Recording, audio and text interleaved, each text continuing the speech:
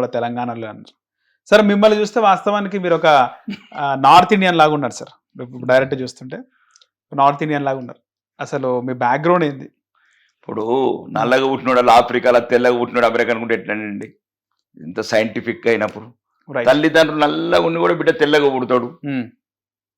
మా ప్రాంతం నాకన్నా 100 రెట్లు అందంగా ఉంటారు. మా పక్కన లక్ష్మాపూర్ తండా అని ఉంటది. రైట్. బేసిక్ గా నాకు తెలుసుకోవాలన్నది అంటే నేనేమంటున్నా అంటే మాది ఇక్కడనే పొర్తుబద్ద మొత్తం ఇక్కడనే, తరతరాలకు ఇక్కడనే. ఏ జిల్లా సార్? ఏ ఉమ్మడి జిల్లా? నిజామాబాద్ జిల్లా, ఆర్మూరు మండలం. ఆర్మూరు అంకాపూర్ నేటు. ఓకే. నాకన్నా అందంగా ఉంటారు, ఇంకా 100 రెట్లు అందంగా ఉంటారు. మా పక్కన లక్ష్మాపూర్ తండా, మునిపెల్లి తండా అని లంబాడి బిడ్డలు. మహేష్ బాబు కూడా పనికిరాడు. ఓకే.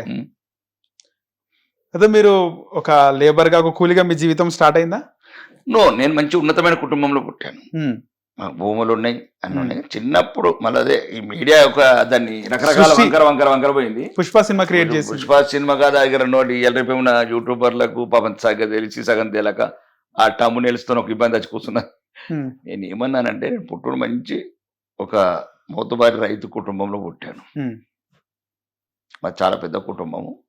రాజకీయంగా కూడా మా మేనమామ అప్పుడే సర్పంచ్. ఓకే.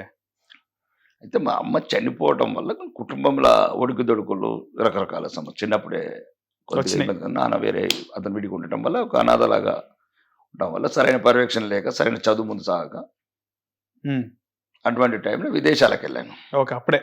అప్పుడే విదేశాలకు కలిపి వెళ్ళినప్పుడు ఏముంటుంది, ఇంటర్ చదివాము తెలుగు మీడియం. ప్రపంచం అంతా పరుగులు పెడుతున్నది అప్పటికే. మీ ప్రత్యర్థి ఏమో 8th క్లాస్ చదివిండు.